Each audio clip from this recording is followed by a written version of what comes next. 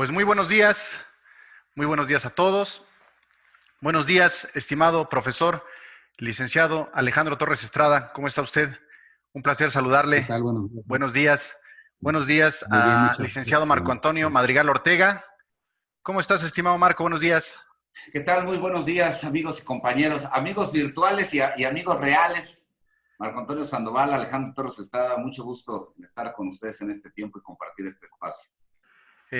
Señoras y señores, el día de hoy, continuando con esta dinámica de divulgación del conocimiento jurídico denominado Cultura Jurídica para Todos, que espero ya vayan identificando poco a poco, en esta ocasión tenemos la oportunidad de analizar un tema muy sensible en nuestra sociedad mexicana, yo diría que uno de los más sensibles.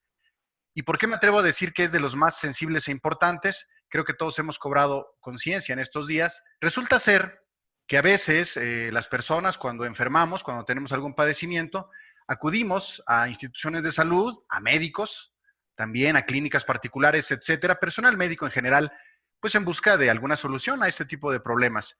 Y en ese camino nos encontramos, desgraciadamente, con un daño. Somos dañados en busca de nuestra salud. Qué paradoja, qué problema resulta ser esto, pero así ocurre en la realidad. El daño médico es posiblemente uno de los flagelos más importantes en la sociedad y lo es porque no se observa con toda la claridad que esto requiere. Hay datos muy interesantes respecto de la cantidad de personas que son dañadas en instituciones médicas y que no lograrán eventualmente tener una reparación de su daño. Eso es un problema muy grave. Obviamente, este tipo de problemáticas son interesantes y el derecho está interesado en ellas, de manera que vamos a comentar aquí algunos aspectos importantes que se funden en esta problemática. ¿Qué ocurre cuando una persona va al médico o a un hospital, trata de encontrar salud y lejos de eso se encuentra con un daño? Para ello nos acompaña el profesor universitario, jurista de renombre, Alejandro Torres Estrada. Muchas personas que están viendo este video seguramente directa o por referencia lo identificarán. Así que estamos hoy de manteles largos contando con su opinión, con su compañía y le agradecemos que nos acompañe. Bueno, a continuación les decía, el maestro Torres Estrada va a abrir la conversación, el conversatorio, exponiéndonos qué ocurre cuando las personas, cuando los gobernados, cuando el ciudadano común y corriente tiene este problema y se presenta ante un médico, repito, ante una institución, sufre daño en su cuerpo, en su salud y quiere que alguien, no sabemos todavía quién, él nos los va a decir ahora, repare ese daño.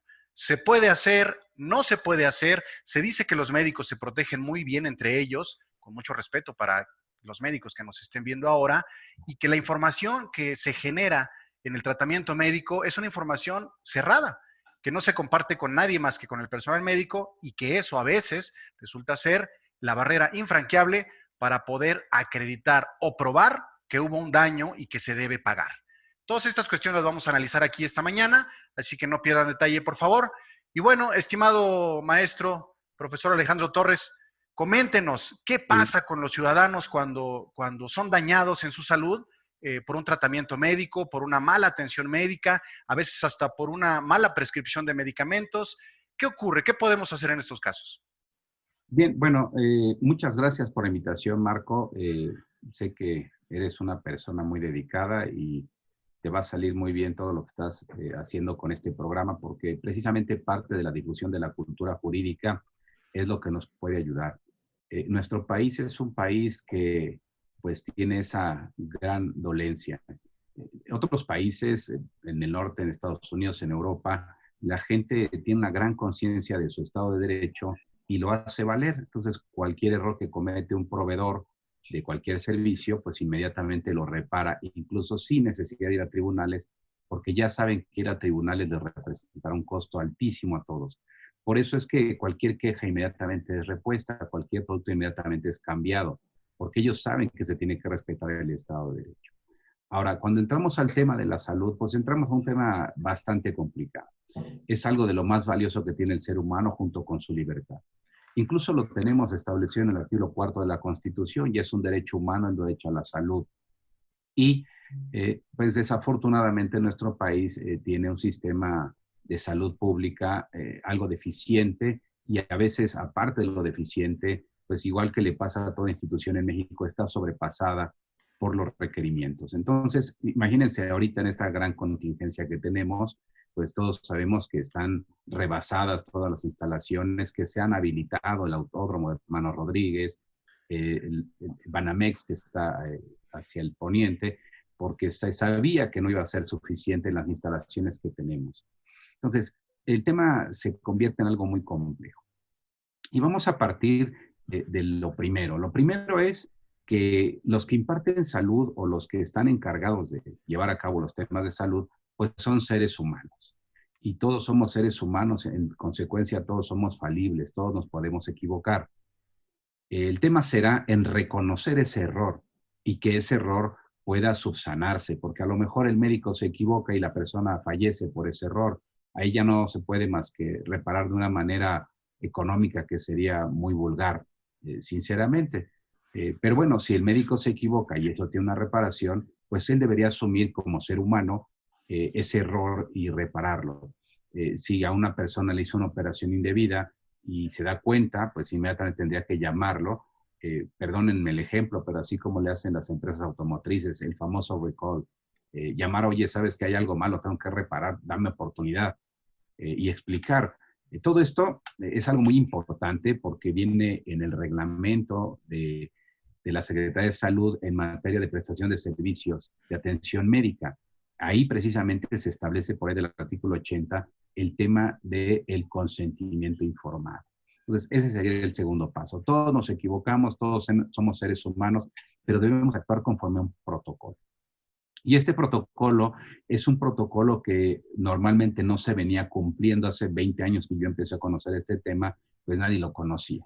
Poco a poco se fue entendiendo que cualquier persona que tiene una afección tiene que ir a un médico y el médico que le va a dar un tratamiento o le va a someter a una intervención, pues lo primero que le tiene que hacer es darle conocimiento de qué se trata, cuál es su afección, cómo se va a tratar y cuál es el posible resultado. Eso es lo que conocemos como un consentimiento informado. Es decir, él tiene que saber cuál es su malestar y qué le está proponiendo el médico para solucionarlo. Este médico, además, también en ese mismo reglamento, por ahí del artículo 32, tiene el deber de conservar durante 5 años por lo menos ese expediente clínico. Todo médico debe conservar un expediente clínico y máxime un hospital. Y pues se va a ir integrando con cada cosa que va sucediendo. Esto ya sucede de manera digital y es otro gran problema que podemos platicar procesalmente, porque antes todo era físico y tenía un expediente físico. Hoy prácticamente todos los médicos y los hospitales tienen un expediente digital y nos van a tener que permitir acceder a él conforme a derecho. Pero bueno, entonces, en primer lugar, todos nos equivocamos, hay que solucionarlo, pero además el segundo paso sería toda intervención o todo tratamiento médico requiere de un consentimiento informado. Eso significa que el paciente debe saber qué tiene y cómo lo van a tratar y consentirlo. A veces también nos equivocamos como pacientes porque el médico nos dice, oiga, ¿usted es alérgico a algo? No, a nada. Y entonces le dan el medicamento y lo mata el medicamento. ¿Por qué? Porque sí era alérgico a ese medicamento y a lo mejor él lo sabía, pero quiso omitirlo. Entonces, estas situaciones que son muy importantes de tomar en cuenta, pues nos van a llevar a un proceso exitoso o no que podríamos llevar. Ahora, ¿qué sería el siguiente paso? Bueno, también en este momento, conforme a la contingencia, nos damos cuenta que hay un supuesto que puede suceder y es que la persona ya no pueda decidir por él respecto al consentimiento informado, porque a lo mejor llega pues sin conciencia o ya está en coma. Entonces tendrá que ser otra persona familiar de él, preferentemente, quien tenga que tener este consentimiento informado y, en su caso, aceptar los tratamientos. Ese sería el segundo paso, entonces. Ahora, ya vendría después el actuar del médico. O sea, todo esto era previo. Ahora vamos al actuar del médico, porque el médico, como todo profesionista, debe responder de 3 cosas. En primer lugar, de su negligencia, en segundo, de su impericia y en tercera, de su dolo. Toda persona que presta un servicio está sujeto a estas responsabilidades. Los juristas lo estamos también. En consecuencia, los médicos pues deben siempre actuar con conocimiento. Y aquí es un problema multifacético porque podemos hablar de la medicina en general. Prácticamente todos los médicos son médicos cirujanos en general. Sin embargo, tenemos miles de especialidades.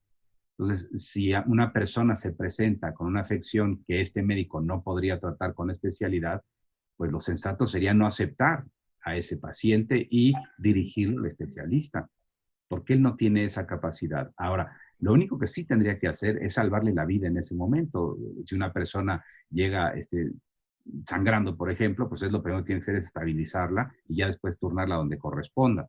Eso es lo que debería hacer cualquier médico, una atención inmediata de primeros auxilios. Pero bueno, ya después no seguir el tratamiento, porque pues, los juicios que hemos conocido de estas materias, a veces desafortunadamente se genera la conflictiva por la ambición del médico.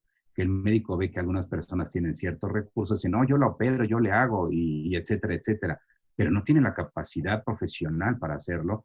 Sin embargo, decide hacerlo por un tema eminentemente económico, lo que es algo verdaderamente grave. Y aquí está la ley. 2615 del Código Civil es el que establece esas responsabilidades. Él actúa con impericia y como consecuencia tendrá que responder. Bien, ahora, pues ese es más o menos el inicio de todo esto que tendríamos que platicar. Ahora, el gran problema es, si ya se genera un daño, ¿cómo podemos hacer algo para que pues haya un resarcimiento? Y bueno, el primer tema sería una posibilidad que está en la ley, que es acudir a la CONAMED. Es la Comisión Nacional de Arbitraje Médico, la que podría en todo caso citar a estos médicos, que también hay que hacer énfasis en esto. A veces todos estos daños se generan por una intervención quirúrgica y para entrar al quirófano hay muchos responsables y esto había gente que no lo aprecia como es. A veces le echan la culpa al médico porque se quedó dentro de una gasa y no es responsabilidad del médico cuidar las gasas. Para eso está el enfermero que está ahí, que es el instrumentista y que es el que debe cuidar que estén todos los instrumentos que estaban en su bandeja cuando él se sale. Y es el que debe contar todas las gasas que él abrió y que debe tener afuera cuando se termina la operación. Tal vez para esto tendríamos que vislumbrar cómo es una operación y no lo vislumbramos hasta que hemos estado dentro de ellas. El médico que está haciendo la operación realmente está concentrado en la operación. Él no está tomando en cuenta si el instrumento está o no está. Él lo pide, lo usa y lo devuelve. Y lo mismo pasa con las gasas. Él no está atento a las gasas y él no es el responsable tampoco de la anestesia. Por eso es importante que sepamos que hay muchas personas, cada uno con sus responsabilidades dentro de esa operación, porque a lo mejor ahí es donde nosotros vamos a fallar como abogados. Vamos a ver un responsable porque es el que nos conviene que sea el responsable, pero él no fue el responsable. Y también tendríamos que analizar, otro tema es a dónde estoy siendo intervenido, si es una institución pública o es una institución privada. Porque si es pública, el proceso va a ser administrativo, no civil. Y si es privada, entonces podría ir a una civil, ¿no? Y pues en ambos casos podré mandar tanto al médico como a la institución que está prestando el servicio, porque también puede haber incurrido en esa responsabilidad. Y a veces también sucede que muchas personas van a una intervención quirúrgica buscando una marca de un hospital, no un médico. Y es el hospital el que te asigna al médico. Por lo tanto, ahí es donde el hospital asume la responsabilidad solidaria con la persona que te está recomendando, porque tú no buscabas a ese médico. Diferente sería si tú vas con el médico y quieres que él te opere y él te dice a qué hospital ir, porque el hospital solo brinda servicios hospitalarios, no médicos. Entonces, son responsabilidades que todos tenemos que ir conociendo poco a poco para no andarnos equivocando.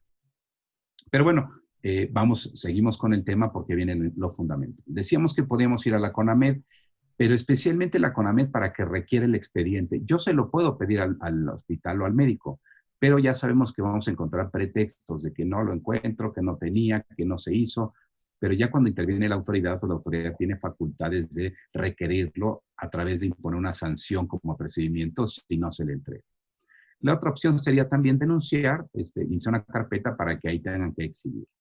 ¿Por qué? Bueno, porque en materia procesal civil todos los documentos deben estar junto con la demanda. Entonces a veces se complica este tema y por eso se sugieren dos opciones, o la CONAMED o unos medios preparatorios a juicio.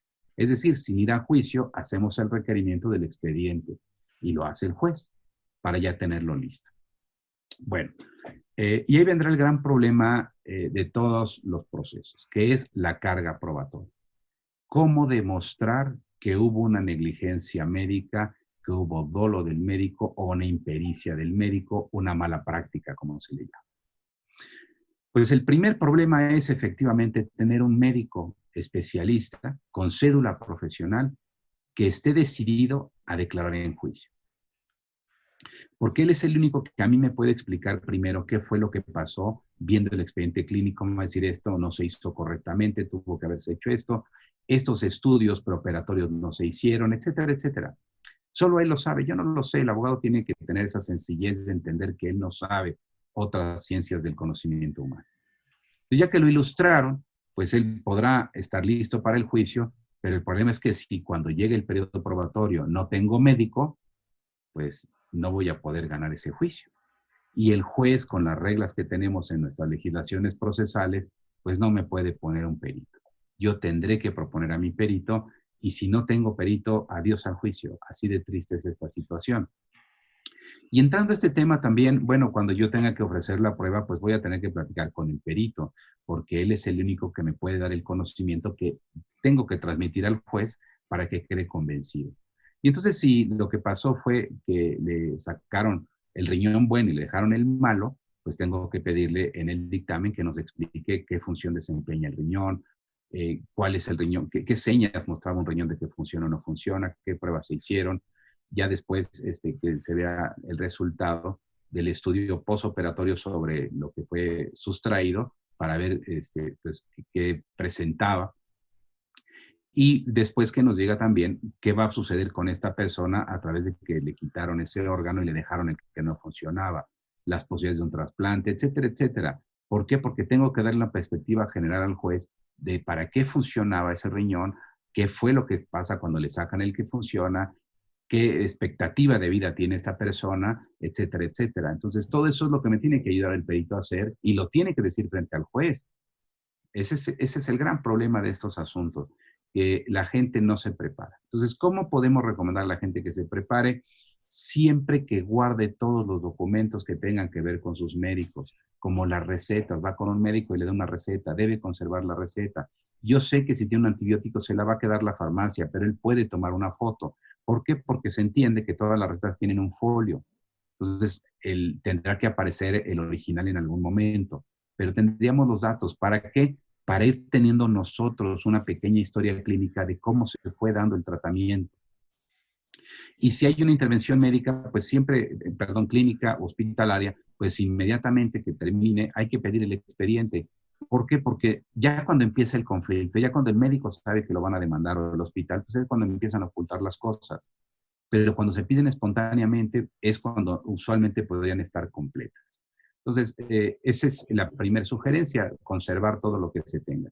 Y después, pues tener por ahí a la mano siempre teléfonos de algunos médicos, platicar con ellos. En mi experiencia, siempre vamos a encontrar una persona con ética que decida que lo que se hizo fue incorrecto. Y por lo tanto, pues él se brindará para elaborar ese dictamen que vamos a necesitar, que será fundamental en el expediente. El otro tema que no se trata mucho y que es también muy complicado, pues es el monto de esta indemnización que pudiera venir en la ley. Y es otro tema que hay que cuidar mucho. ¿Por qué? Porque además de que tenemos que demostrar el daño, pues tenemos que demostrar el impacto del daño en nuestro patrimonio. Y ese es un tema de prueba también. Pues que no se nos olvide que cuando vamos a un proceso de estos, pues yo tengo que demostrar la capacidad económica que venía manejando para que el juez la pueda tomar en cuenta al momento de decidir el daño. En ese mismo tenor, enfrente tenemos al hospital y al médico. También tengo que demostrar su capacidad económica para el caso de una indemnización. Durante muchos años en México hubo una tasa no establecida más que en la costumbre, por ponerle un nombre, que era de 3 millones de pesos. Cualquier afectación que sufriera alguna persona por una intervención médica indebida generaba 3 millones de pesos. Esto ha estado cambiando ya un poco con el tiempo y llegaremos a lo que debe de ser, no como en Estados Unidos, que son aberrantes, ¿no? Una condena de 50 millones de dólares por una cuestión así. No, aquí nosotros tenemos que tomar siempre los parámetros que nos da la ley y es la afectación que la persona resiente, pero con su situación personal. No tiene caso que una persona que tenga una capacidad de 20,000 pesos mensuales, lo condenen a que le den 100 millones de dólares. Eso no corresponde a nuestro Estado de Derecho. Se trata de resarcir, pero resarcir en la medida de tus necesidades como tú venías viviendo. Recordemos que esto no debe ser para enriquecer, ¿eh? Debe ser una situación objetiva. Entonces, bueno, los temas realmente son muchísimos, pero bueno, considero que con esta pequeña intervención inicial, pues ya hay un parámetro de lo que estamos platicando. Es un tema interesantísimo, es un tema humano, todos nos equivocamos y todos partiríamos de que el médico pueda reconocer. Si el médico reconoce que se equivoca y él se acerca, seguramente no tendríamos que demandar. El problema es que mucha gente que se equivoca no lo acepta y se pone necio. Y al ponerse necio, pues seguramente va a enfrentar un proceso en el que seguramente va a salir perdiendo.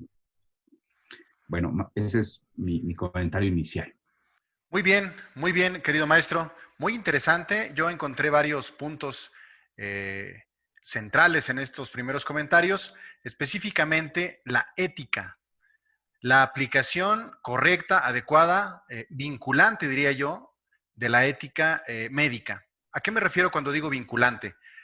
Pues que cuando un médico no se apega a los principios éticos que rigen su profesión, recae o cae en responsabilidad. Efectivamente, como lo dijo usted muy bien, si se sabe que no se tienen los conocimientos o inclusive la práctica para poder llevar a cabo ciertas intervenciones quirúrgicas o ciertos tratamientos, lo primero que debe hacer el médico es eso, referir al paciente a otra institución o a otro médico. Y es cierto, es lo que menos ocurre con la finalidad de hacerse de algún dinero. Bueno, no te preocupes, yo te arreglo el problema, aunque esto eventualmente no sea así. Ese es el primer problema. Posiblemente encontrar las formas de elevar el estándar ético en la rama de la medicina, por una parte. Por otra parte, y también es muy interesante, lo que habla usted acerca de la diversa responsabilidad que existe entre los diversos elementos que participan en una cirugía. Efectivamente, es muy difícil acreditar la responsabilidad específica de cada uno de los participantes en una cirugía, por ejemplo, que es el que usted pone y me parece muy bueno. ¿Por qué? Porque el resultado dañoso al final debe ceñirse a una causa directa, es decir, a un nexo causal. ¿Qué fue lo que causó el daño en el paciente? ¿Fue una mala sutura? ¿Fue una falta de anestesia? Porque posiblemente la persona murió de infarto, pero tendríamos que establecer ese infarto, qué fue lo que lo provocó. Posiblemente una hiperoxigenación porque no tuvieron cuidado con la bomba de oxígeno en la anestesia, posiblemente porque se pasaron los tiempos programados en la cirugía, etcétera. Y esto técnicamente, como usted lo retrata, es muy difícil. ¿Por qué? Porque tendríamos que contar con un médico perito especialista, como bien dice usted, que ilustre al juez y nos diga en dónde estuvo la falla para poder encontrar exactamente quién de todos ellos es el responsable. Y además acreditarlo con bases científicas. Esto es muy importante, basarnos en la ciencia. No es una opinión, en realidad es una opinión técnica y así lo dice la ley, pero yo diría más bien que es una argumentación concreta, científica, probable o susceptible de ser probada, quiero decir. Muy bien, muchas gracias, profesor. A ver, ahora, una pregunta. En el caso específico de que un médico ya ha dañado a una persona y bueno, ahora se encuentra enfrentando un procedimiento de esta naturaleza, un proceso de responsabilidad en su contra, y ya se dijo que se necesita de un médico para poder atribuir o afirmar que se equivocó. ¿Tiene oportunidad el médico para excusarse de algunos otros elementos que pudieran intervenir, como pudiera ser la falta de equipo, el excesivo cansancio, que haya otros elementos a los cuales él pueda aludir y decir, es que no fue mi total culpa? El hospital en el que trabajo, por ejemplo, no me dio el medicamento de patente, sino solamente el genérico, no me desocuparon el quirófano a tiempo y por eso pasó una hora más y hubo una peritonitis, se me ocurre, algo así. ¿Cómo podría el médico en esos casos protegerse? O de plano, cuando un médico ya ha dicho, el perito quiero decir, que la responsabilidad es del médico tratante, ya no hay nada más que hacer. ¿Cómo podría protegerse en esos casos? ¿Qué otros elementos juegan, maestro? Es muy interesante lo que propones, Marco, porque al final es un tema de interpretación. Así como el médico decidió hacer esa intervención y otro puede decir que eso no fue lo correcto, pues a veces no tenemos una respuesta única. A veces, digo, al final el médico que es demandado no está atado de manos y no tiene un know-how técnico, apenas empieza el proceso. Y él podrá tener todas las excepciones y defensas que considere, como por ejemplo que el paciente le omitió decir algunas circunstancias, como por ejemplo lo que tú decías, ¿no? Que él no tenía los elementos necesarios para llevar a cabo esto y que él lo único que hizo fue intentar salvarle la vida a la persona. Pero entraríamos al tema de la interpretación científica y a lo mejor con esas condiciones, él también asume la carga de la prueba.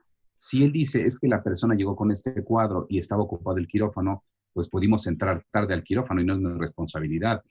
Y si lo demuestra, pues él también no tendría por qué ser sancionado por la ley, pero tal vez entonces pues tendríamos que buscar a otro responsable. Ahora, ese es el tema del análisis que tenemos que hacer con el médico. ¿Quién fue el responsable? Porque el médico también tiene derecho a defenderse y en muchas ocasiones el médico no es el responsable como nosotros lo queremos ver. ¿Qué sucede en esto? Bueno, que es un tema muy delicado y muy sensible. ¿Por qué? Porque si yo pierdo la salud, si pierdo una extremidad e incluso la vida, pues es algo que a alguien le va a molestar y va a buscar un responsable. Y el responsable no necesariamente es el médico. A veces las personas llegan en una situación crítica a un hospital y el hospital ya no tiene nada que hacer.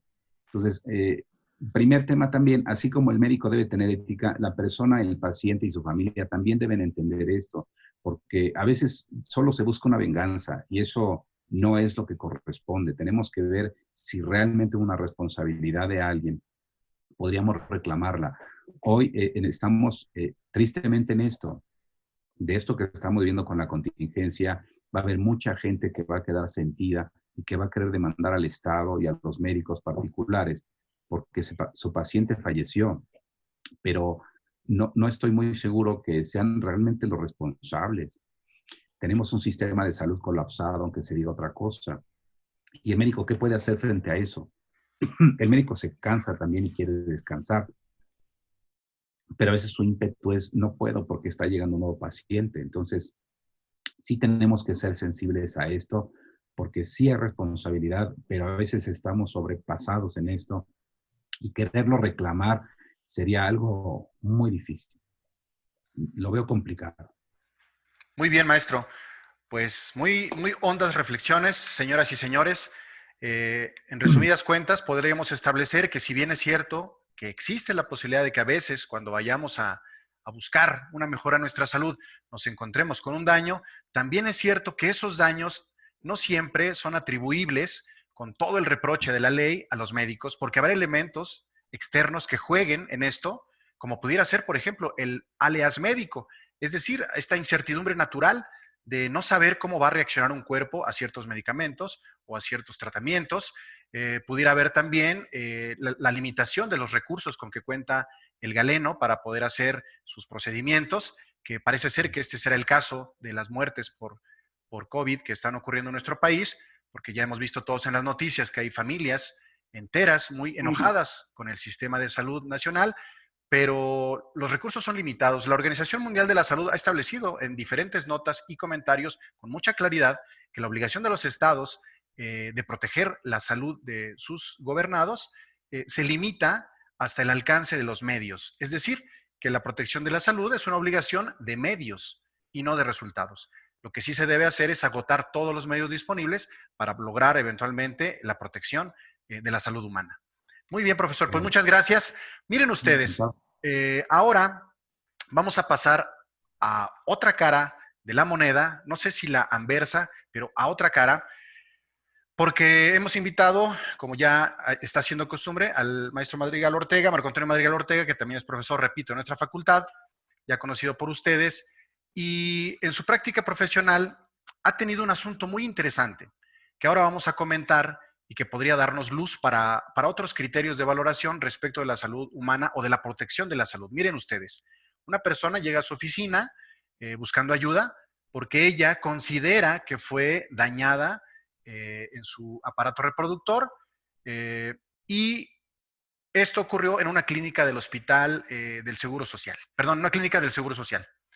Entonces, a esta mujer ya se le había terminado la vigencia de sus derechos. Ya no era derechohabiente del Seguro Social, pero estaba convencida de que su salud había sido dañada ilícitamente, es decir, sin justificación alguna, en esa clínica.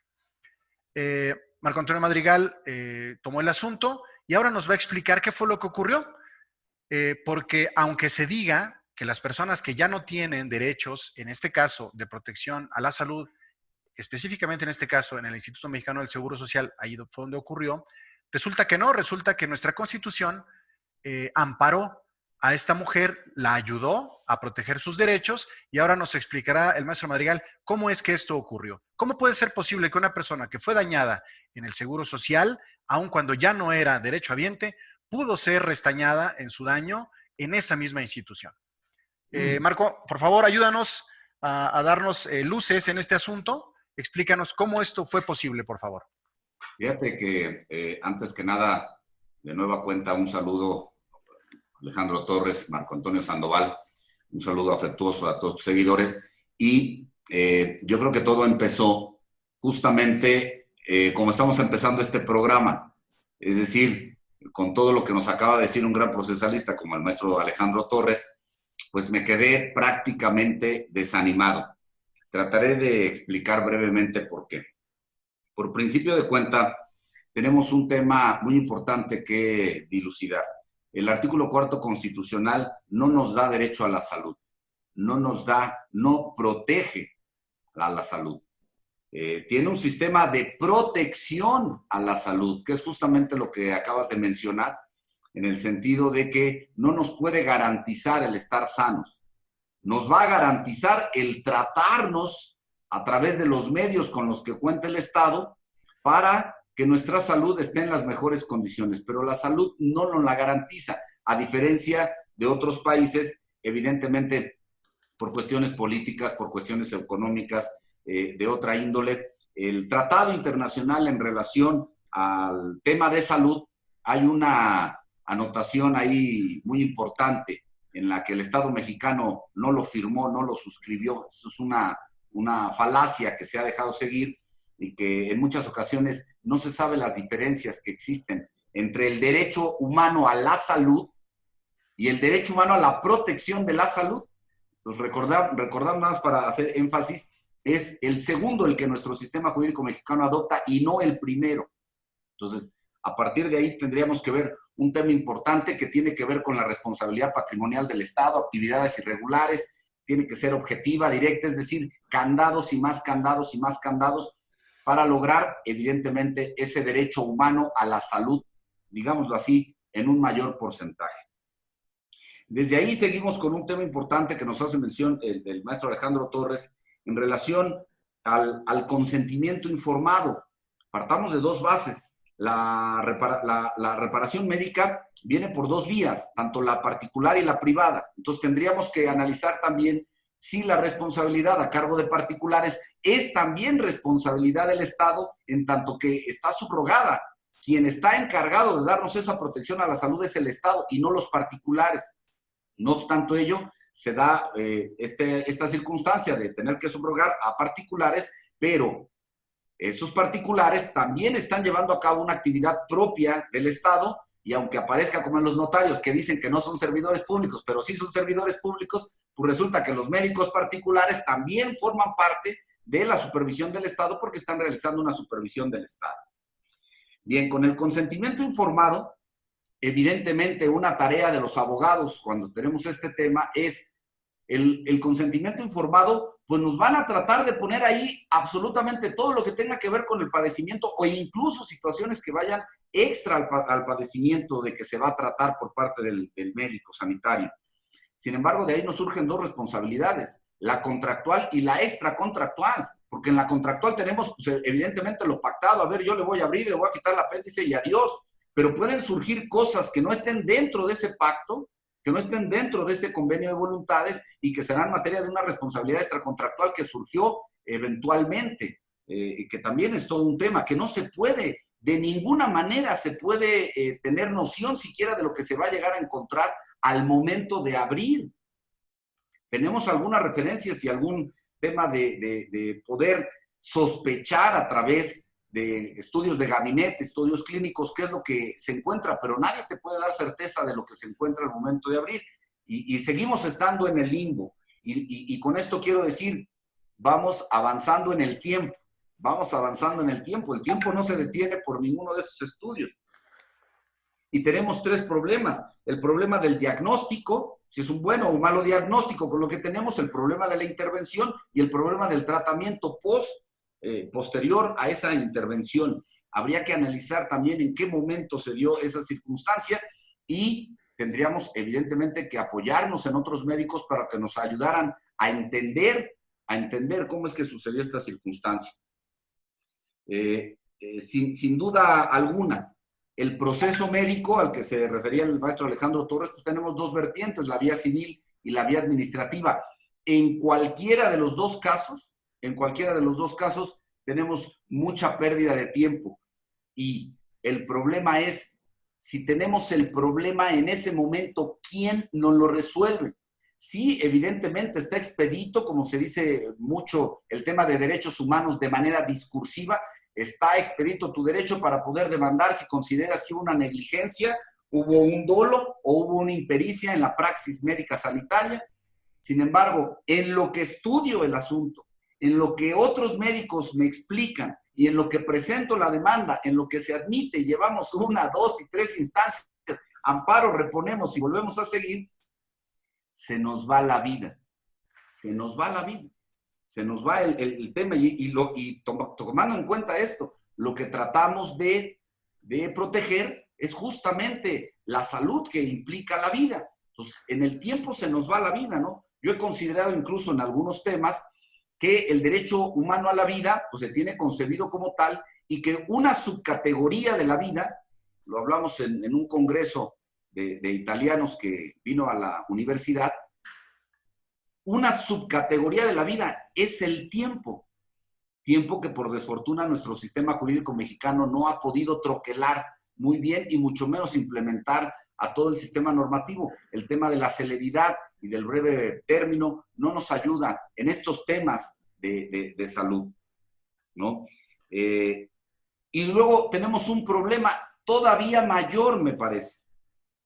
El tema del proceso médico, vía administrativa o vía civil, pues en realidad no se convierte en un problema que sea de abogados que tengan que defender una postura, tanto vía acción o vía excepción, pero peor aún, me parece que es un asunto que ni siquiera resuelve el juez.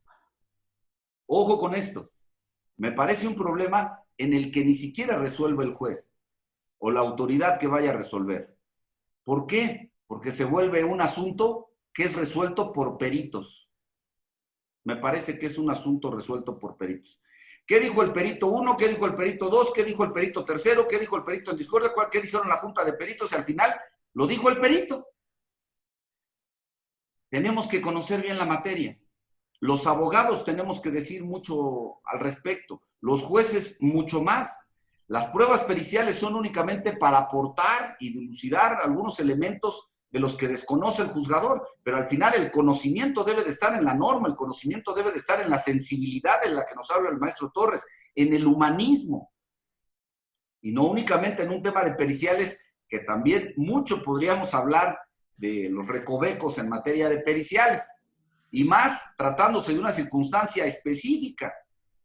Generalmente quienes están involucrados en este tema, por un lado el Estado, pero en una gran mayoría tenemos al médico sanitario, tenemos al hospital y hoy en día tenemos a muchas aseguradoras que tienen recursos suficientes para tener muy buenos peritos. Y por el otro lado tenemos a la parte víctima, llamémosle así, que carece en muchas ocasiones de recursos o en otros casos no pueden compararse sus recursos con los recursos que pudieran tener otros, ¿no? De tal manera que el tema de las periciales va resolviendo los procesos y hay que tener mucho cuidado en ello. Entonces, ¿cómo vamos a dejar el tema de la salud de una persona, salud, paréntesis, vida, en manos de un proceso en el cual tenemos grandes posibilidades de que se vean aplastados nuestros derechos porque es un asunto que se resuelve por peritos, peritos que evidentemente nos pueden ganar mucho quienes cuentan con los medios económicos para contar con mejores peritos.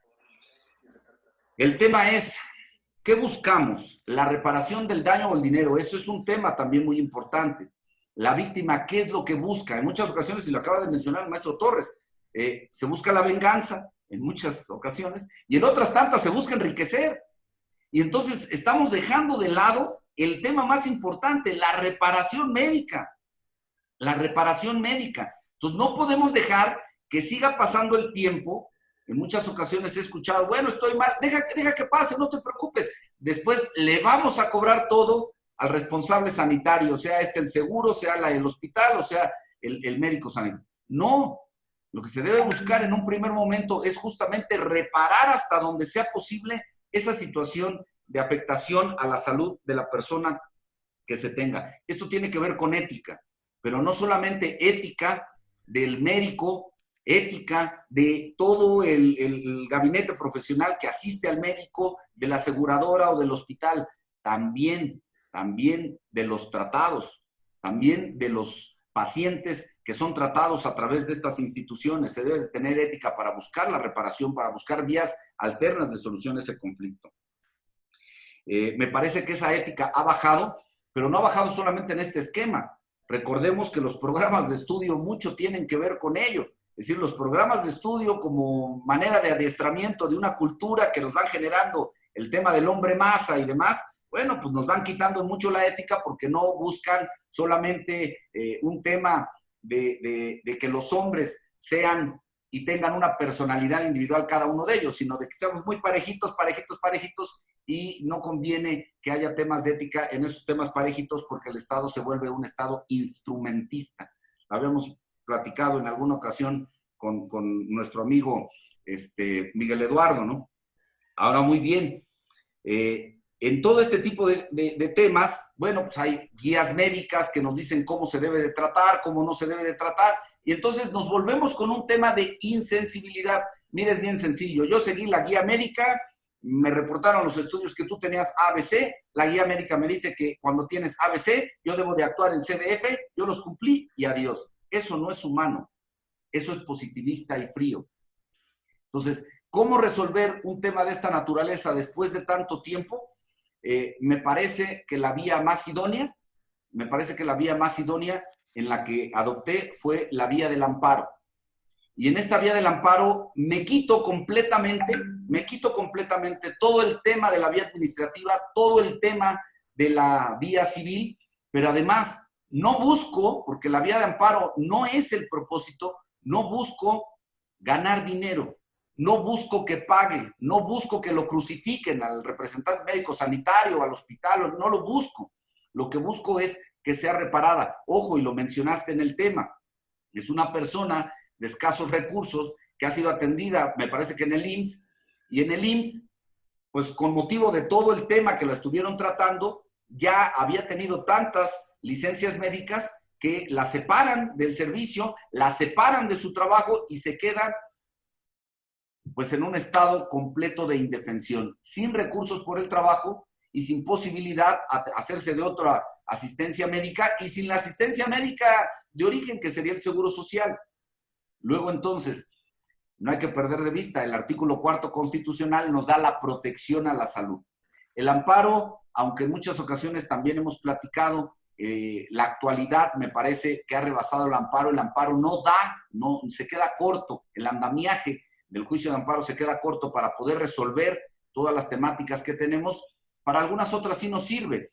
La suspensión en el amparo me parece que ha dado un salto tremendo que pocos hemos explorado.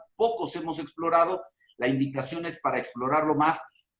El artículo 107, fracción décima de la Constitución, en relación con el artículo 147, me parece que deben ser explorados. Me encargo de tratar en todo momento de explorarlo. Evidentemente recibo muchas situaciones positivas, muchas también negativas, pero ojo, se debe de hacer un estudio de ponderación del caso, para que se pueda conceder la suspensión. Procesalistas, sin importar si es omisivo, si es negativo, si es positivo con efectos negativos o negativo con efectos positivos. Esas antiguas doctrinas que teníamos desde nuestro maestro Burgoa, que mucho bien nos hizo al estarlas estableciendo, Alberto del Castillo, otro conocedor del derecho que nos ha dado varias pautas a través de sus libros de estos, hoy en día se han quedado rebasadas por este artículo 107, fracción décima, en relación con el 147, porque da la posibilidad de que, sin importar la naturaleza del acto, pueda haber una suspensión, ojo, con efectos restitutorios. Lo que se busca al final de un proceso es que nos restituyan del proceso en el que gusten, civil, administrativo, amparo, que nos restituyan en lo que nos fue despojado, que nos restituyan en el daño causado, que nos restituyan en la violación, en fin, que nos restituyan. A través de la suspensión y de estas dos premisas básicas, tenemos la posibilidad de restituir provisionalmente la afectación que se cause. En este caso, tenemos una afectación de orden a la vida en el rubro de la salud. En consecuencia, obtuvimos a través de una sentencia de amparo la suspensión para que, sin importar si está cotizando o no está cotizando, tiene trabajo, no tiene trabajo, va a pagar o no va a pagar, denle asistencia médica. ¿Cuál fue el único tema a tener que probar? Que ahí fue atendida y que se le suspendió el tratamiento, que tenía una operación programada y que esa operación le fue suspendida con motivo de que dejaron de cesar sus cotizaciones. La habían despedido. Estaba imposibilitada para seguir trabajando justo por el tema médico de que estaba padeciendo. Entonces, no podían suspenderle eso porque la habían dejado a la mitad de un tratamiento. Entonces, en el tema de la salud, la suspensión de amparo se dictó para el efecto de que se le siguiera dando el tratamiento médico en el nivel de alta especialidad, donde venía siendo tratada, no es decir, no le dieron más, tampoco menos, ahí había sido tratada. Entonces tenemos más o menos noción de la afectación de qué trata. Era de alta especialidad el instituto que le estaba dando tratamiento, y obviamente, como menciona el maestro Torres, el instituto dijo: yo no le doy mientras no me pague. Y cuando a través de la suspensión se le obligó a seguirle dando tratamiento, dijo: está bien, te voy a hacer tu cuenta porque yo no voy a pagar esto. No me importa, haga usted la cuenta, se le da tratamiento. Al darle tratamiento, afortunadamente, se logró restablecer, me parece como en un 90-95%, la afectación que se le había causado, porque venía de una operación que se había elaborado de manera incorrecta. Y bueno, ya con la presión del juzgado de amparo, no intervino un médico, intervinieron todos.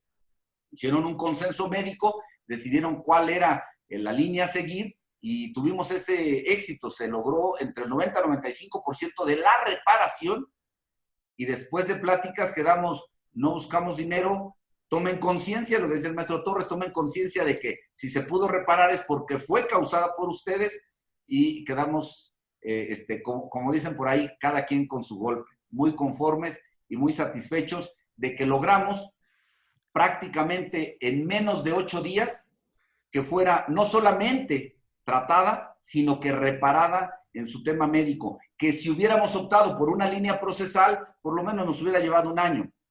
O hubiéramos tenido que desembolsar todo el tema de gasto para ser tratada y después estar con demandas millonarias de a ver quién paga y cómo es que vamos a pagar todo este dinero que otra institución nos hubiera cobrado una cantidad mayor. Entonces, yo creo que el tema está mucho en estas circunstancias de las que acabo de abundar.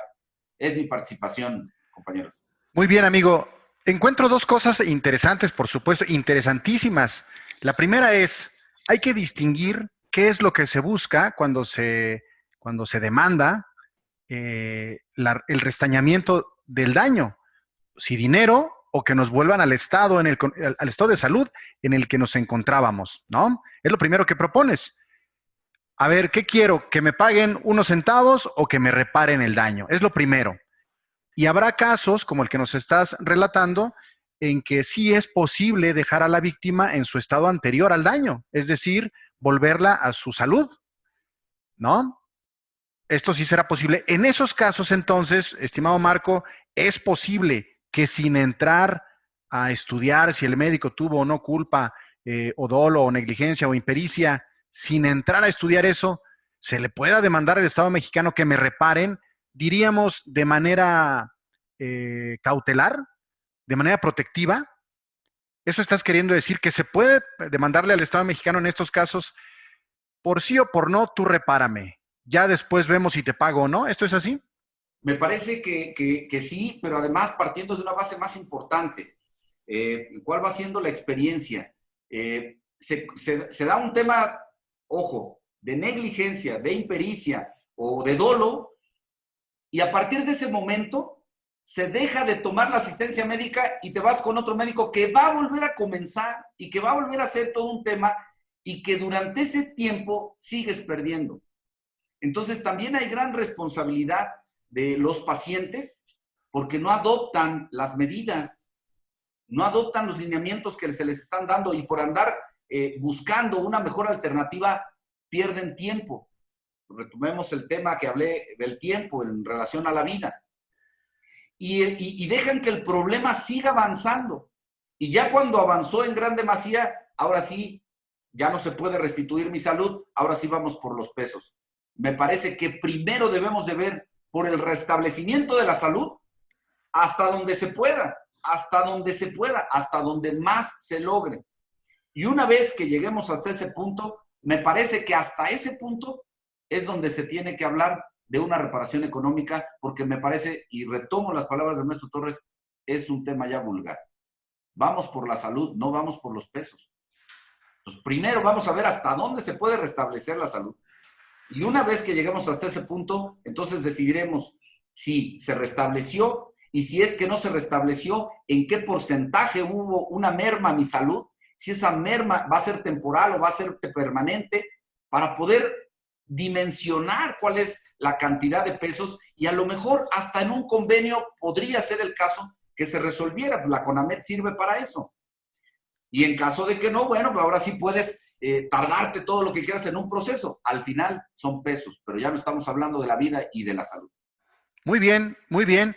Pues ahí está, muy concreto. Tendremos que preocuparnos nosotros como ciudadanos, paso número 1, de que nuestra salud sea reparada. Y ya solamente cuando esto no sea posible, entonces tratar de establecer algunas vías para poder lograr un pago de daños, lógicamente no reparables físicamente, sino pues ni modo, en dinero.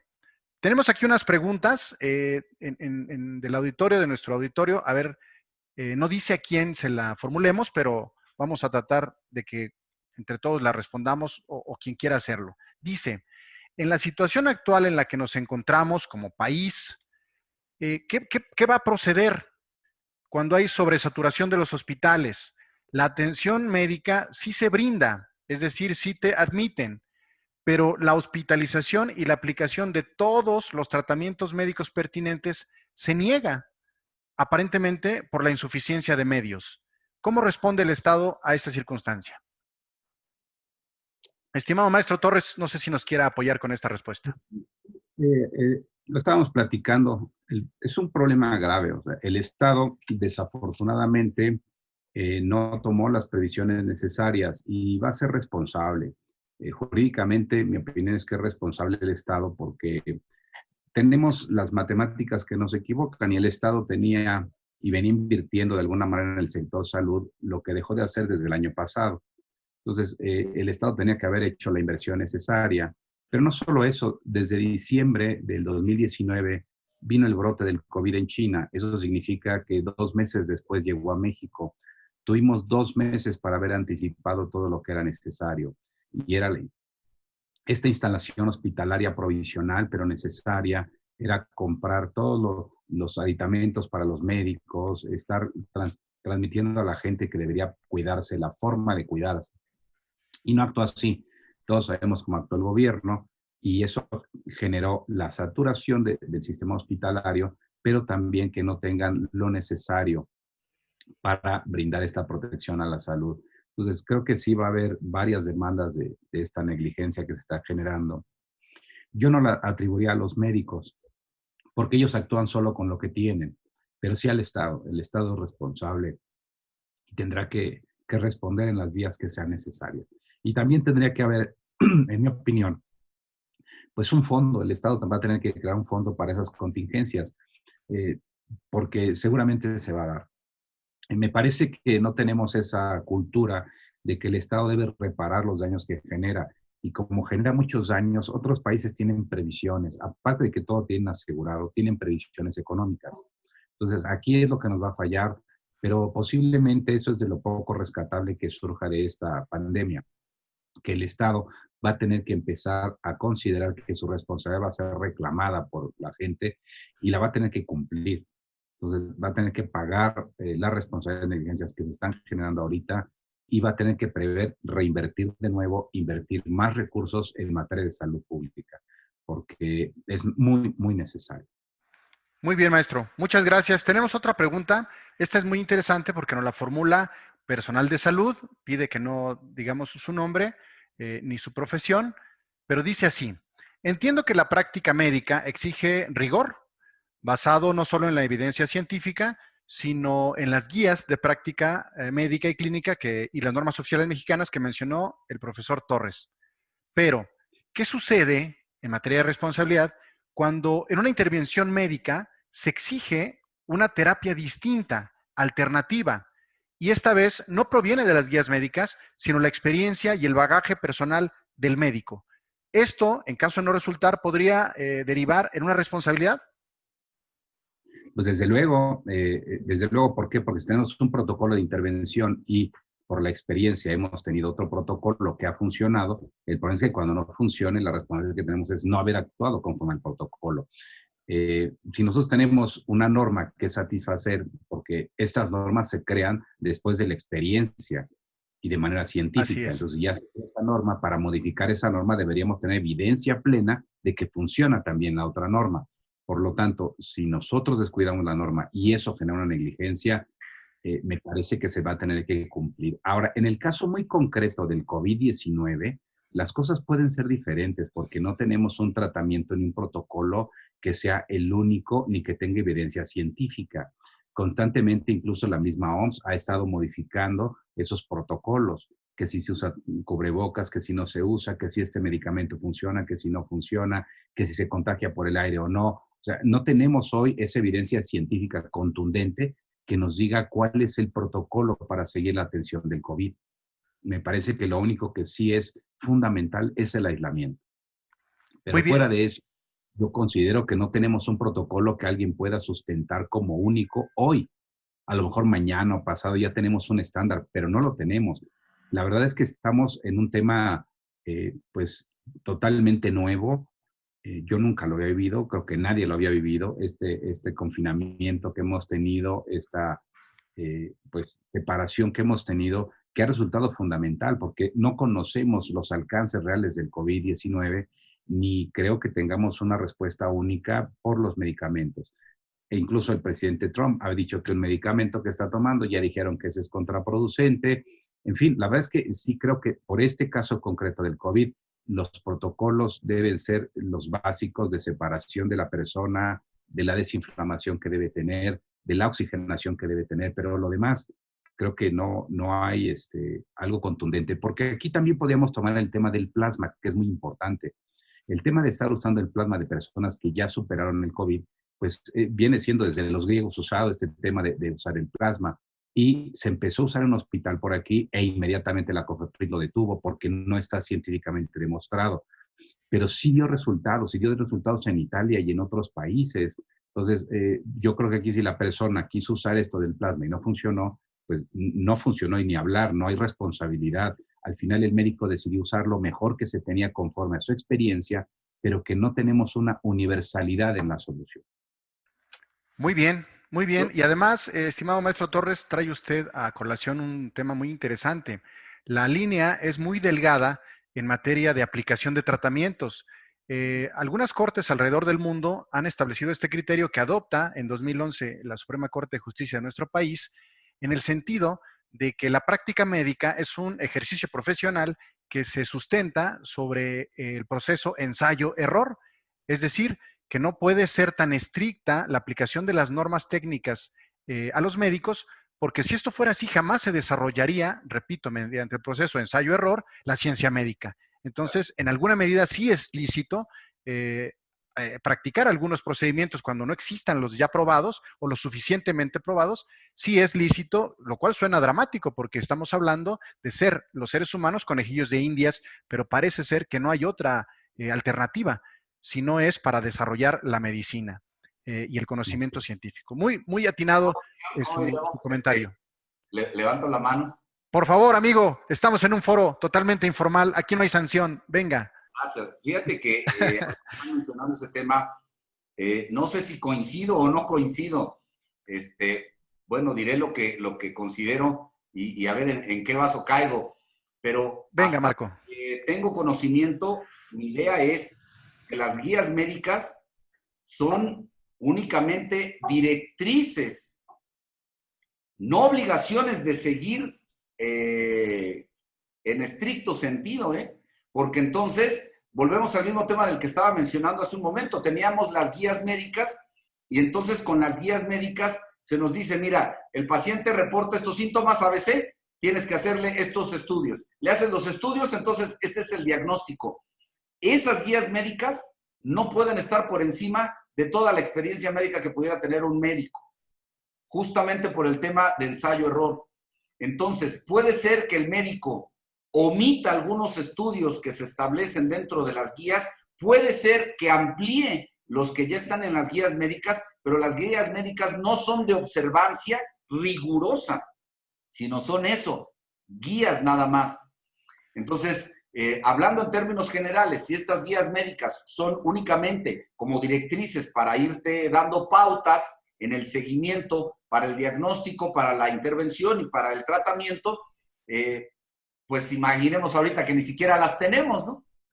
Sí, sí, eso es cierto, estimado Marco. Repito, así lo ha establecido una buena parte de las cortes constitucionales en Europa y algunas de América, en el sentido de que las guías son para observarse, pero no son limitativas, ¿sabes? Y en los casos en los que los médicos rebasen o salgan de las guías, tendrán que justificar cuáles eran sus conocimientos científicos sobre los cuales se basaron para decidir apartarse de esas guías. Efectivamente, no son a rajatabla obligatorias de observarse.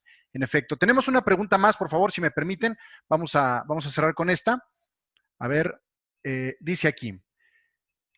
Esta es para el maestro Marco Antonio Madrigal Ortega. Dice, ¿qué opina usted acerca de que la Suprema Corte de Justicia de nuestro país en el 2011 determinara que se genera una presunción de culpa en cargo de los médicos cuando existe el daño clínico? ¿Qué opina el maestro Marco Madrigal respecto de que se genera una presunción de culpa? ¿Por qué se genera una presunción de culpa, estimado Marco? Es algo muy sencillo. Hay que quedar muy claros con este tema. No recuerdo si es el 2011 o el 2014. La verdad no lo tengo muy presente. Pero bueno, fue tan documentado que incluso la Corte sacó un libro que habla de resoluciones selectas o relevantes, que habla de este tema. Si mal no recuerdo, tiene la jurisprudencia en relación a, me parece que una intervención de anestesia. Recordemos, el maestro Torres, procesalista, gran maestro en el derecho procesal. Puedo decir que fui su alumno y estuve muy pegado de él justo con todas estas reglas del proceso. De él aprendí justamente las temas de las reglas en materia de carga procesal y cada quien debe de probar los hechos constitutivos de su acción o de su excepción.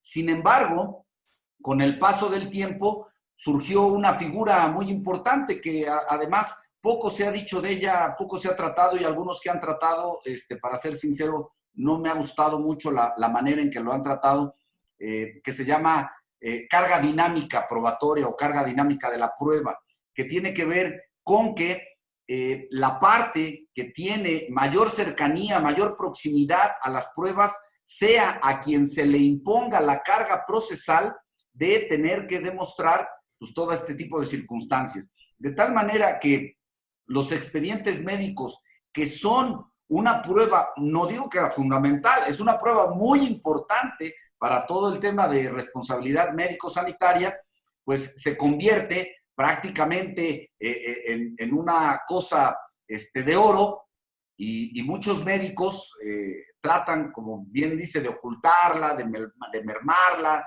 a veces hasta por desconocimiento, porque he platicado con algunos médicos y le dices, no tienes ni qué ocultarlo, ni qué quitarle, es más, te sirve para poder justificar que toda la actividad que tuviste fue la correcta.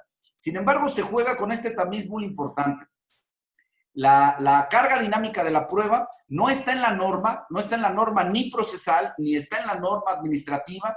Las normas de cargas procesales siguen siguiendo sus reglas tradicionales, por ello es desconocimiento de muchos procesalistas. Sin embargo, es de emisión a través de la Corte quien establece la carga dinámica de la prueba y impone una presunción de responsabilidad al médico, y con esta presunción de responsabilidad, bueno, el médico tendrá que demostrar que su praxis médica fue la sana, fue la correcta, y para ello, pues qué mejor que el expediente clínico, ¿no?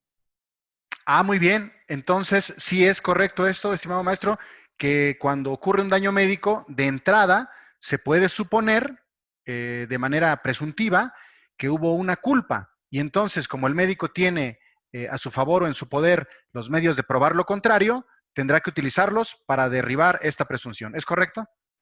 Sí, claro. Pero además de todo, no solamente hay una presunción en relación al médico, sino también a la institución hospitalaria, porque muchos médicos que operan en estas instituciones, las instituciones médicas se desligan y dicen, yo nada más presté el hospital y él operó. Y también se impone una carga de presunción porque el hospital tenía que vigilar. Me parece que el maestro Torres ha tenido estos temas ya desde hace muchos, muchos años, creo que desde antes de que se emitiera esa resolución. Sí, claro, desde luego, hace más o menos como 20 años. Sí, sí recuerdo, más o menos. Muy bien. Bueno, pues hasta aquí, señoras y señores, vamos a cortar nuestra transmisión, no sin antes agradecer muy sentidamente la presencia de estos dos grandes abogados, grandes profesores de nuestra Facultad de Derecho, de nuestra Universidad Nacional, desde luego, agradecerles profundamente su participación y la forma en que de manera tan sencilla nos han ilustrado y dado algunas luces para entender este fenómeno, este problema que estamos viviendo hoy en carne viva en nuestra sociedad mexicana, que es el hecho que mientras busques tu salud, termines siendo dañado. Cómo remediarlo, qué hacer, qué comenzar a pensar, por dónde iniciar. Ya hemos tenido aquí algunas breves notas. Esperamos que hayan sido de mucha utilidad para todos ustedes. Estimados amigos, maestro Alejandro, maestro Marco, muchas gracias nuevamente. No, muchas gracias a ti por la invitación, gracias a tu auditorio y pues estamos a la orden, Marcos, a los dos, todo mi afecto. Muchas gracias a todos, fue un gusto.